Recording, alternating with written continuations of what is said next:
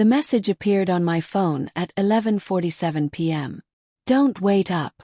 I'm staying at Sarah's tonight. Girls' night. Love you. For the first time in 10 years of marriage, my wife, Hannah, signed a text without a kiss emoji. Something about that small omission hit harder than any words. My gut clenched as if it already knew what my heart refused to admit. I stared at the screen, sitting alone in our dimly lit living room, the sound of the clock ticking louder with each passing second. My thumb hovered over her message. I typed back, "Okay, have fun," then deleted it. I typed again, "Miss you already," but deleted that too. Finally, I just locked the phone and let the silence swallow me whole. It was the first night I realized my marriage was no longer mine. The next day at work, exhaustion clung to me like a second skin. Numbers blurred on spreadsheets, phone calls felt mechanical, and every face I saw looked like a stranger's. My boss Linda noticed. She always noticed. Linda wasn't the kind of boss you could easily ignore. She was sharp, direct, but oddly kind beneath her intimidating exterior. She ran the office like a general, yet she never once let someone drown unnoticed. "Michael," she said that afternoon, sliding a file onto my desk. "Stay late. We've got a proposal to polish before tomorrow morning." Normally I would have groaned. But staying late at the office suddenly sounded better than going home to an empty bed. "Sure," I muttered.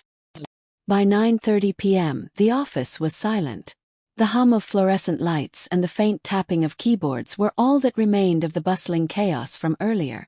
Linda and I sat across from each other in the conference room, stacks of documents spread between us. "You look like hell," she finally said, setting her pen down. I gave a weak laugh.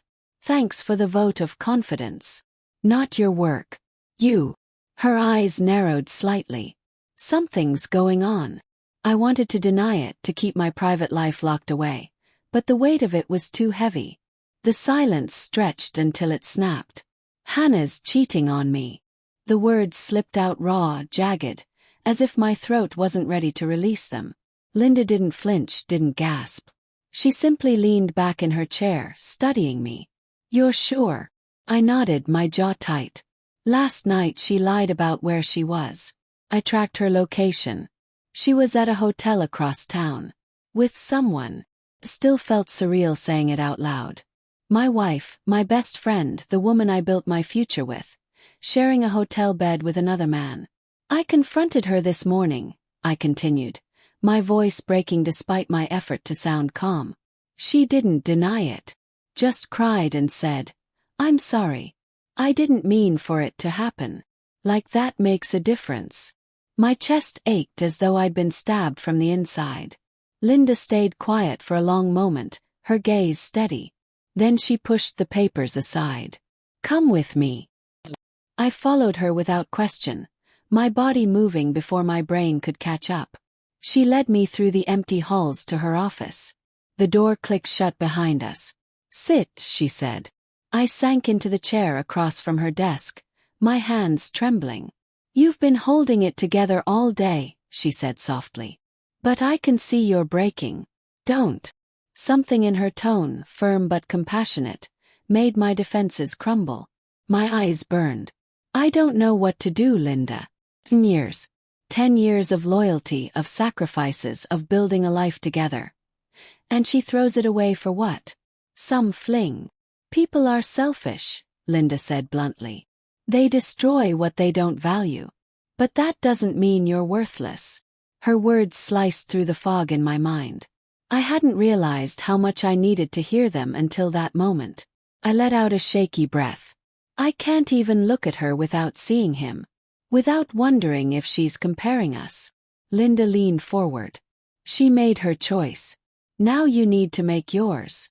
The room felt charged, as though every second carried weight.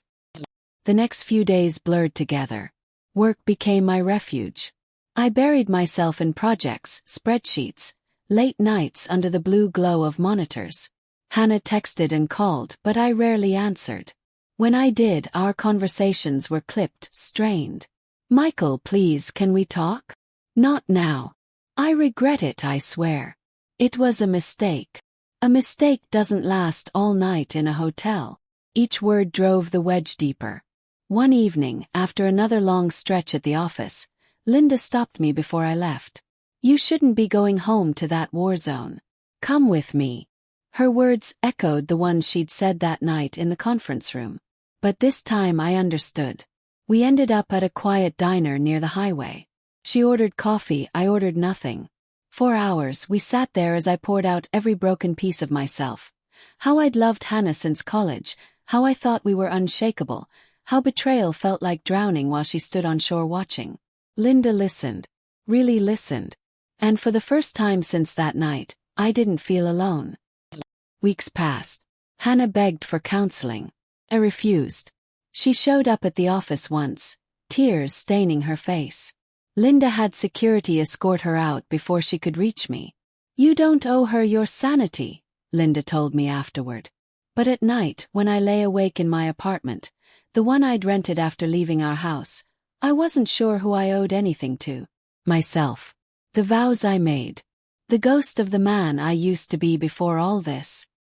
One Friday, nearly 2 months after everything shattered, Linda called me into her office. "You've been doing extraordinary work," she said, sliding a new contract across the desk. "There's a promotion on the table. Bigger team. Bigger salary. It's yours if you want it." My chest tightened. "Why me?" "Because you didn't break," she said simply. "You bent but you didn't break. That kind of strength is rare." I stared at the contract, the weight of her words pressing down. Then she stood, walked around the desk, and looked me dead in the eye. "Michael, listen carefully. You are more than her betrayal. Don't let it define you." Her hand brushed mine briefly. Steady, grounding. The first touch in weeks that didn't feel like a wound. The divorce was finalized 3 months later. Hannah cried in the courthouse hallway, whispering, "I still love you," as if love alone could erase betrayal. But I walked past her without a word. That night I stayed late again at the office. When everyone else was gone, Linda appeared at my desk. She didn't speak, just looked at me, her eyes asking a silent question.